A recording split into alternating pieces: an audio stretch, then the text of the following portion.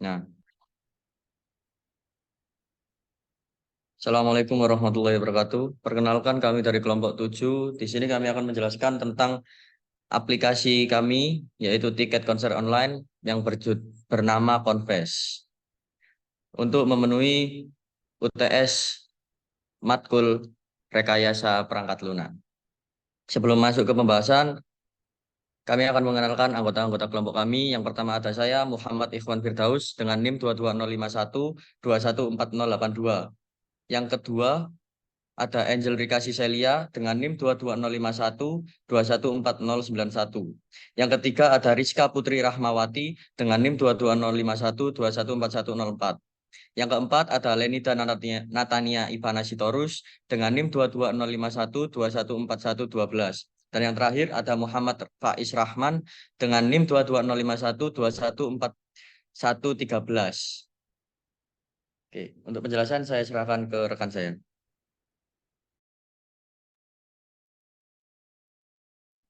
Baik, terima kasih untuk pendahuluan latar belakang. Pembuatan aplikasi pemesanan tiket konser adalah adanya kebutuhan untuk menyediakan solusi yang efisien dan praktis bagi para penggemar musik atau acara konser dalam mendapatkan tiket untuk acara yang mereka minati. Mempermudah dalam melakukan pemesanan tiket, kami tidak perlu mencari atau membuka sosial media untuk menampilkan informasi tentang konser yang akan datang, termasuk tanggal, waktu, lokasi, dan jenis musik. Berikut alasan mengapa aplikasi pemesanan tiket konser sangat diperlukan. Pertama, untuk kemudahan akses. Untuk kemudahan akses, aplikasi pengguna dapat dengan mudah mengakses informasi tentang tiket konser yang akan datang, termasuk tanggal, lokasi, dan artis yang akan tampil, dan juga harga tiket. Untuk yang kedua, efisien. Memberikan pengalaman pembelian tiket yang efisien. Pengguna tidak perlu lagi mengantri atau berbicara dengan agen penjualan tiket secara langsung. Yang ketiga, informasi lengkap. Aplikasi ini dapat memberikan informasi yang lengkap tentang konser seperti peta, tempat duduk, jadwal acara, dan panduan bagi pengunjung. Yang keempat, promosi dan diskon. Memberikan informasi tentang promosi, diskon, atau penawaran khusus kepada pengguna yang telah mengunduh dan menggunakan aplikasi tiket konser, Confess. Yang kelima, rekomendasi acara. Memberikan fitur rekomendasi acara berdasarkan referensi musik atau artis yang disukai oleh pengguna pada tiket konser. Yang keenam, pembaruan dan notifikasi. Pengguna dapat menerima pembaruan langsung tentang perubahan jadwal, perubahan artis baru, atau informasi penting lainnya melalui notifikasi dalam aplikasi. Yang ketujuh, keamanan dan keaslian tiket.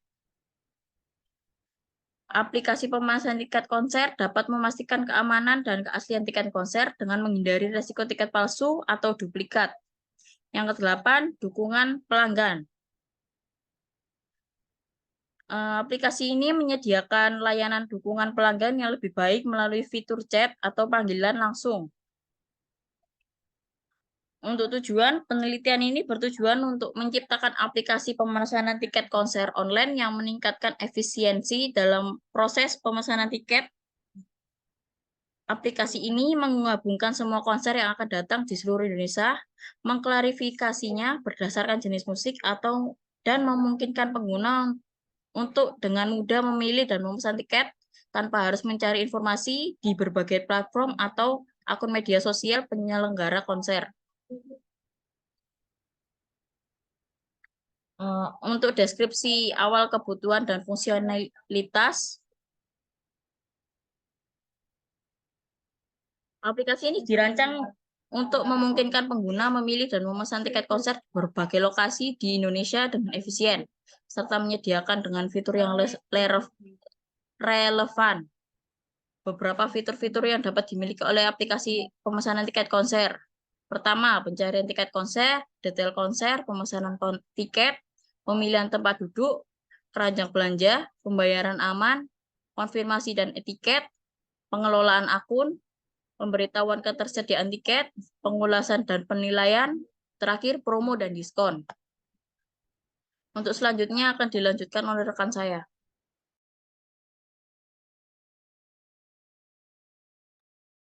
Selanjutnya, analisis kebutuhan sistem dengan teknik analisis kebutuhan perangkat lunak. Yang pertama, ada analisis kebutuhan sistem dengan survei kuesioner untuk pengembangan aplikasi pemesanan tiket konser Confess. Berikut ini merupakan langkah-langkah dari atau skenario pada survei konser. Survei kuesioner, sorry. Langkah implementasi yang pertama itu ada mencari kuesioner, merancang kuesioner yang mencakup pertanyaan terkait jenis konser yang sering dihadiri, fitur yang diharapkan dalam aplikasi, dan preferensi pembayaran dan pengiriman tiket. Lalu yang kedua, mengidentifikasi responden. Identifikasi kelompok target responden termasuk penggemar konser, usia, preferensi musik, dan lain-lain. Yang ketiga, ada mengirim kuesioner. Distribusikan kuesioner melalui email atau media sosial yang diinginkan. Nomor 4, mengumpulkan data. Pengumpulan data yang mencakup preferensi pengguna terkait fitur, harga, jenis musik, dan pembayaran tiket. Lalu yang kelima, ada analisis data. Analisis data dengan menggunakan alat seperti Excel. Yang keenam, sintesis hasil. Penyusunan laporan yang merangkum temuan utama survei termasuk kebutuhan pengguna dan saran-saran. 7, ada komunikasi hasil. Komunikasi hasil kepada tim pengembangan aplikasi untuk memastikan kebutuhan pengguna diintegrasikan dalam pengembangan aplikasi pemesanan tiket konser atau Confess. Lalu yang kedua ada teknik analisis kebutuhan dengan wawancara. Berikut ini merupakan skenario yang telah kami buat. Yang pertama ada identifikasi pemangku kepentingan atau stakeholders. Ini mengidentifikasikan pemangku kepentingan yang terlibat dalam penggunaan aplikasi booking seperti booking tiket konser, pengguna, promotor konser, dan penyedia layanan konser. Lalu yang kedua, wawancara dengan pengguna akhir, yakni menemui beberapa pengguna potensial aplikasi, baik penggemar konser reguler maupun mereka yang jarang menghadiri konser. Tanyakan tentang preferensi mereka dalam pemesanan tiket, seperti jenis konser yang diminati, harga yang diinginkan, dan preferensi tempat duduk. Lalu tanyakan tentang pengalaman mereka dalam memesan tiket konser secara online, serta masalah atau kesulitan yang pernah mereka lalui. Langkah ketiga itu adalah wawancara dengan promotor konser. Yang pertama, berbicaralah dengan promotor konser atau penyelenggara acara untuk memahami kebutuhan mereka dalam mengelola acara dan jumlah tiket. Lalu tanyakan tentang fitur-fitur yang mereka butuhkan seperti pemesanan massal atau promosi khusus. Setelah itu dapatkan masukan tentang bagaimana aplikasi dapat membantu mereka dalam mengelola konser secara efisien. Langkah keempat adalah wawancara dengan penyediaan layanan konser atau venue. Ajukan pertanyaan kepada pihak penyedia layanan konser tentang hal-hal teknis seperti integrasi dengan sistem kontrol akses, pengaturan tempat duduk, dan persyaratan teknis lainnya. Lalu tanyakan tentang perubahan atau penyesuaian yang perlu dilakukan di venue mereka untuk mendukung aplikasi booking tiket. Yang ketiga ada teknik analisis kebutuhan dengan observasi. Langkah pertama adalah persiapan observasi.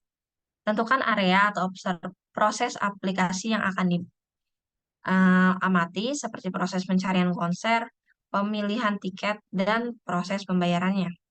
Kedua, observasi langsung.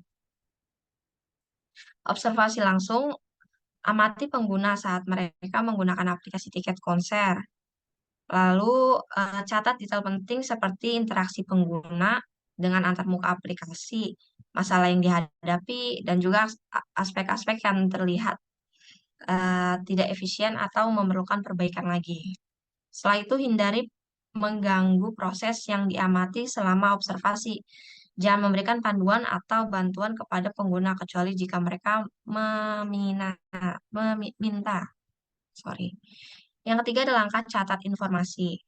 Selama observasi, suatu catatan tertulis perlu dilakukan, termasuk deskripsi detail dari pengalaman pengguna, peristiwa penting, dan masalah yang muncul pada saat observasi. Jika memungkinkan, kita juga dapat membuat rekaman audio atau video untuk mendokumentasikan hasilnya. Langkah kelima, analisis. Langkah keempat, buat pertanyaan. Setelah observasi selesai, kita dapat mengembangkan pertanyaan tambahan atau klarifikasi berdasarkan temuan observasi. Pertanyaan ini dapat diajukan kepada pengguna atau pemangku kepentingan untuk memvalidasi atau memahami lebih dalam lagi temuan dari observasi yang kita lakukan. Lalu yang kelima, ada analisis data. Setelah observasi selesai, analisis data harus dilakukan, yaitu dengan identifikasi masalah, kebutuhan, dan potensi perbaikan yang muncul pada saat kita melakukan observasi. Keenam, dokumentasi hasil. Dokumentasikan hasil observasi yang telah kita lakukan secara rinci dan terstruktur. Gunakan catatan tertulis, gambar, dan rekaman untuk mendokumentasikan temuan yang kita temukan pada saat observasi. Ketujuh adalah mengkomunikasikan hasilnya. Hasil dari observasi yang kita lakukan, kita komunikasikan kepada tim pengembang untuk didiskusikan pada yang dapat membantu pengembangan aplikasi yang dibuat. Lalu yang kedelapan itu pengambilan keputusan, gunakan hasil observasi yang telah kita lakukan tadi untuk memutuskan seperti perancangan fitur baru, perbaikan antarmuka pengguna, atau pemilihan solusi perangkat lunak yang sesuai. Kesembilan, iterasi ini opsional. Lalu yang keempat ada teknik analisis kebutuhan dengan analisis dokumen. Langkah pertama ada identifikasi dokumen utama. Tim pengembangan mengidentifikasikan berbagai dokumen yang relevan, seperti laporan permintaan dan pemangku kepentingan, spesifikasi teknis awal, aturan bisnis industri musik, catatan pertemuan, dan juga dokumen lainnya yang dapat memberikan wawasan tentang apa aja yang diharapkan dan dari aplikasi festival musik yang akan kita buat. Lalu yang kedua, mengumpulkan dokumen. Dokumen-dokumen tersebut perlu dikumpulkan dan disusun dengan rapi agar dapat diakses dengan mudah oleh tim analisis kebutuhan. Langkah ketiga ada analisis dokumen. Dari dokumen yang telah dikumpulkan tadi, kita dapat menganalisis tujuan aplikasi, fitur yang direncanakan, metode pelaksanaan, aturan bisnis yang berlaku, serta persyaratan teknis yang telah dilakukan pada setiap dokumen-dokumen tersebut. Langkah keempat ada identifikasi kebutuhan.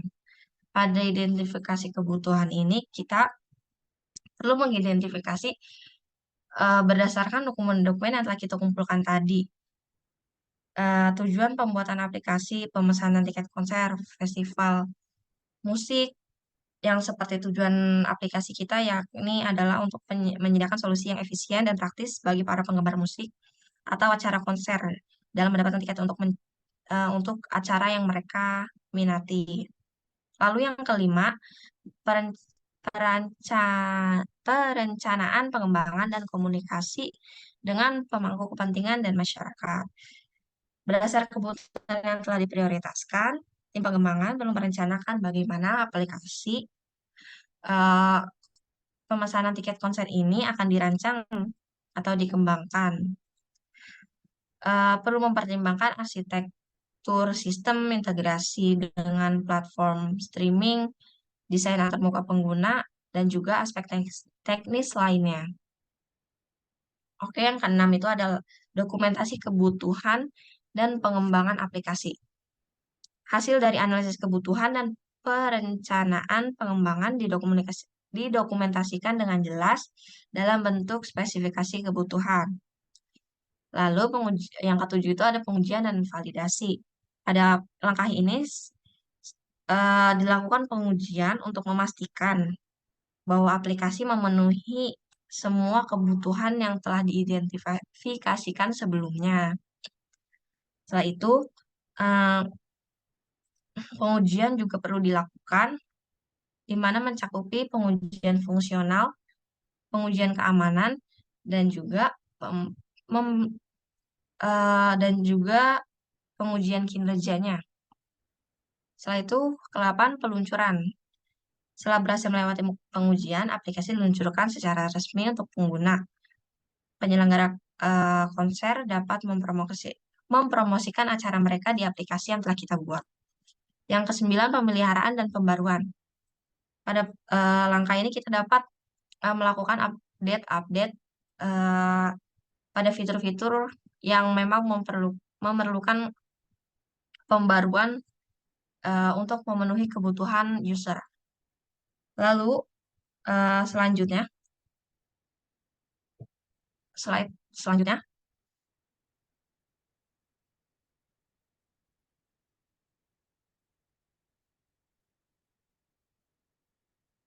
Bisa. Oh, oke.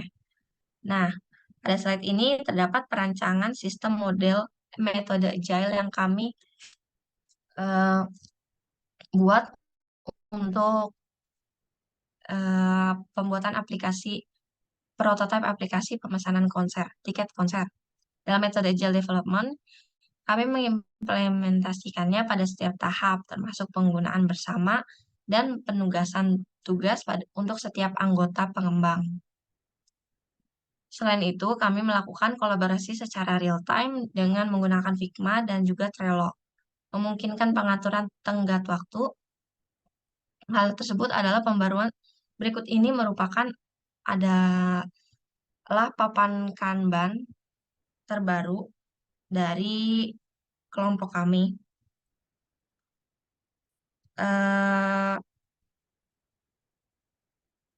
Oke, pada proses metode agile yang kami terapkan, terdapat beberapa poin, yakni penggunaan bersama.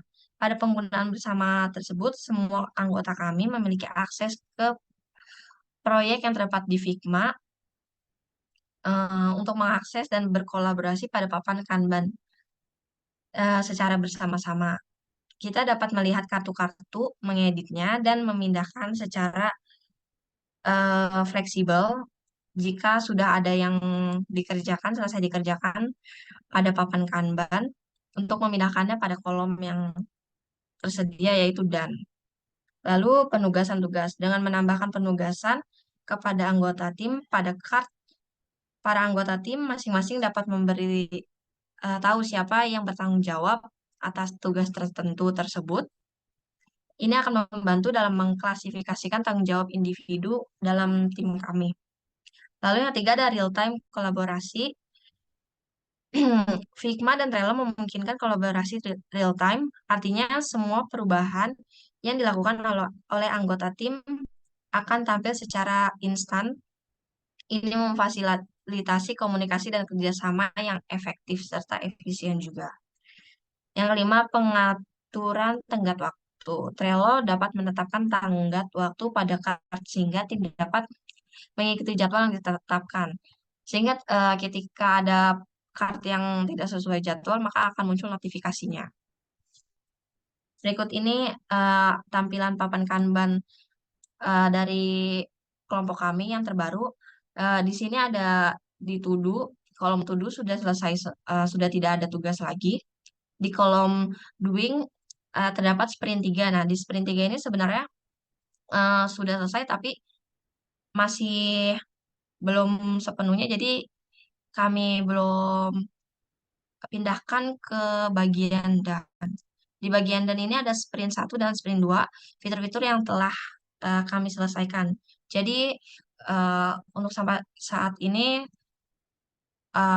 aplikasi kami prototipenya sudah 90%. Selanjutnya desain sistem akan dilanjutkan oleh teman saya Lenida.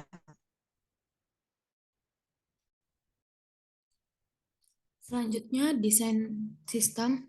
Pada pemodelan sistem di sini, kami menggunakan dua diagram, yaitu diagram alur data DFD dan diagram konteks. Yang pertama, diagram alur data DFD pada level 1 proses 1, di mana pengguna akan masuk pada halaman sign in. Lalu pengguna melakukan sign in ketika belum memiliki akun.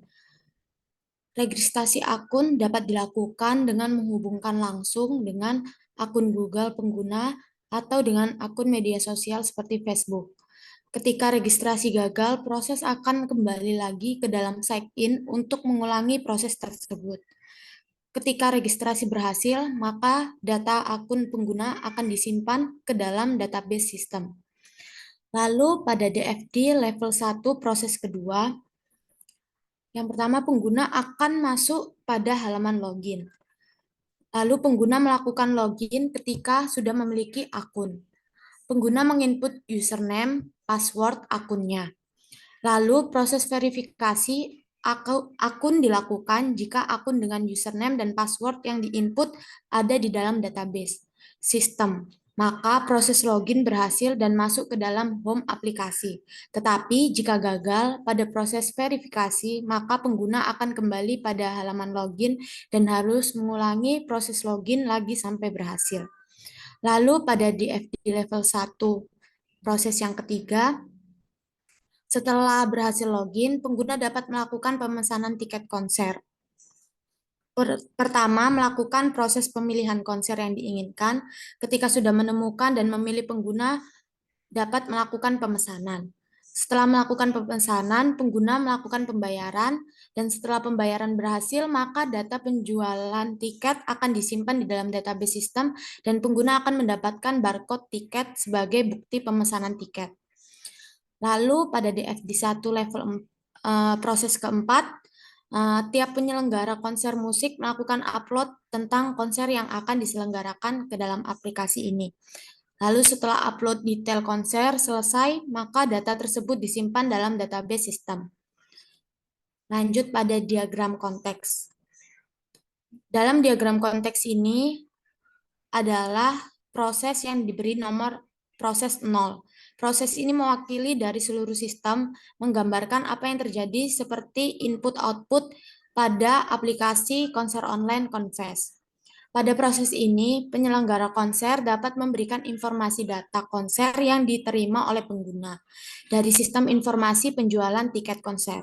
Kemudian, pengguna dapat memberikan data pengguna, data pemesanan booking, dan data pembelian yang kemudian akan disampaikan ke penyelenggara konser, berbentuk informasi pengguna, laporan pemesanan tiket konser, dan laporan pembelian, dan pengguna mendapatkan bukti pemesanan atau pembelian tiket.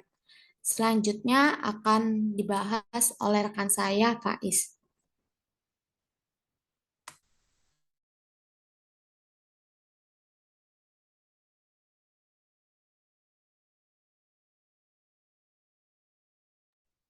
Baik, yang berikutnya adalah rancangan database. Rancangan database yang pertama yaitu ERD. Dalam diagram ERD dari proyek kami, yaitu aplikasi pemesanan tiket konser musik, terdapat 4 entitas yaitu user, transaksi, tiket konser, dan admin. Berikut adalah hubungan antara entitas tersebut. Yang pertama yaitu relasi user dengan transaksi dengan kardinalitas one to many. Yang kedua yaitu relasi transaksi dengan tiket, relasi konser dengan tiket dengan kardinalitas one to many. Dan yang keempat, relasi admin dengan konser dengan kardinalitas one to many. Yang kedua ada diagram CDM atau Conceptual Data Model. Ada 4 entitas dalam CDM, yaitu sama seperti tadi, user, konser, transaksi, dan tiket. Pada entitas user memiliki 4 atribut, yaitu user, nama, nomor HP, dan email. Yang berikutnya, entitas konser memiliki 4 atribut, yaitu ID konser, nama konser, tanggal lokasi, dan deskripsi. Ada entitas transaksi memiliki 3 atribut, yaitu nomor invoice, tanggal pemesanan, dan total harga. Pada entitas tiket memiliki 3 atribut, yaitu nomor tiket, kategori, dan harga. Pada entitas admin memiliki 3 atribut, yaitu ID admin, username, dan password. Kemudian yang terakhir ada diagram PDM atau Physical Data Model. Pada penjelasan PDM ini, yang pertama tabel user, terdapat ID user yang digunakan untuk mengidentifikasi secara unik pada pengguna, kemudian nama untuk menyimpan nama pengguna, nomor HP untuk menyimpan nomor handphone pengguna, email untuk menyimpan alamat email pengguna. Yang kedua ada tabel transaksi, terdapat kolom-kolom yang pertama yaitu nomor invoice untuk mengidentifikasi secara unik setiap faktur atau transaksi, kemudian nomor tiket digunakan untuk menghubungkan transaksi dengan tiket yang dibeli, kemudian ID user yang merujuk ke ID user pada tabel user untuk mengidentifikasi pengguna dalam melakukan transaksi. Yang berikutnya tanggal pemesanan, yaitu untuk menyimpan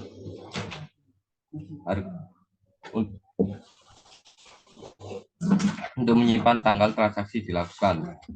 Yang berikutnya total harga, untuk menyimpan total harga dari transaksi tersebut. Yang ketiga tabel tiket. Pada tabel tiket memiliki kolom-kolom yang pertama yaitu nomor tiket, digunakan untuk mengidentifikasi secara unik setiap tiket. Yang berikutnya ID konser yang merujuk pada tabel konser untuk mengidentifikasi konser yang terkait dengan tiket tersebut. Yang berikutnya harga, yaitu untuk menyimpan harga tiket. Yang berikutnya kategori, untuk menyimpan kategori tiket. Yang keempat ada tabel konser. Terdapat kolom-kolom ID. Yang pertama yaitu ID konser, digunakan untuk mengidentifikasi secara unik setiap konser. Berikutnya nama konser, untuk menyimpan nama konser. Tanggal, untuk menyimpan tanggal konser. Lokasi, untuk menyimpan lokasi konser. Untuk menyimpan deskripsi atau informasi tambahan tentang konser. Yang terakhir ada tabel admin. Terdapat kolom-kolom. Yang pertama yaitu ID admin, digunakan untuk mengidentifikasi secara unik setiap admin. Kemudian username, untuk menyimpan nama pengguna admin, dan password untuk menyimpan data sandi admin. Yang berikutnya adalah prototipe dari aplikasi kami yang akan dijelaskan lebih lanjut oleh rekan saya. Baik, berikut ini yaitu prototipe untuk aplikasi Converse kami. Jika aplikasi pertama dibuka, akan muncul logo, lalu langsung pindah ke menu login. Sebelum memiliki akun, pengguna bisa mendaftar terlebih dahulu dengan klik sign up di bawah ini. Nah, terus pengguna nanti akan diminta untuk memasukkan nama, memasukkan email, membuat password. Nah, setelah semua itu dilakukan oleh pengguna, maka pengguna bisa lanjut ke sign up. Setelah sign up tadi, email dan password pengguna dari daftar tadi bisa dimasukkan ke dalam login. Setelah itu, pengguna bisa masuk ke aplikasi. Setelah masuk ke aplikasi, menu utama yang langsung ada yaitu Home. Di Home ini juga bergabung dengan menu Explore. Di sini akan menyediakan apa aja konser yang akan mendatang, lalu rekomendasi apa saja yang akan ditujukan untuk user nanti. Oke, langsung saja. Di sini juga bisa untuk menu search, untuk mencari apa saja yang ingin dicari oleh pengguna, konser apa saja yang ingin dibeli tiketnya oleh pengguna. Juga ada fitur filter. Nah, di sini pengguna bisa memilih fitur filter. Kemudian jika sudah akan keluar konser-konser sesuai filter tadi. Oke, ini konser misal untuk pengguna ingin membeli tiket konser Coldplay ini bisa diklik. Kemudian di sini akan terdapat rincian konsernya akan diadakan tanggal 15 November di Gelora Bung Karno. Kemudian bisa untuk membeli tiket. Nah, user bisa memilih untuk tiketnya ekonomi atau VIP. Kemudian lanjut ke metode pembayaran.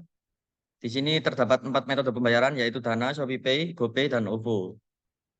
Bisa dipilih sesuai yang diinginkan oleh pengguna. Nah, kemudian akan masuk ke menu pembayaran. Langsung jika sudah di continue. Nah, pembayaran berhasil. Jika diklik kembali maka akan kembali ke menu home dan explore. Jika diklik lihat etiket maka akan keluar barcode untuk tiket konsernya.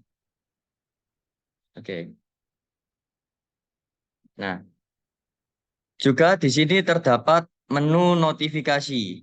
Untuk melihat notifikasi yang ada, karena di sini belum ada notifikasi sama sekali, maka akan menunjukkan no notification. Kemudian untuk melihat lokasi konsernya tadi bisa klik menu maps yang di bawah sini, maka akan keluar mapping dari lokasi konsernya tadi. Bisa kembali lagi. Terus juga ada menu untuk melihat tiket. Nah, seperti ini tadi.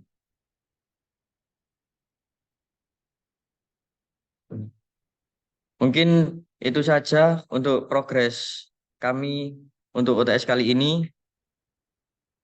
Kurang lebihnya segini. Ini masih akan kami lanjutkan ke depannya sampai selesai. Terima kasih.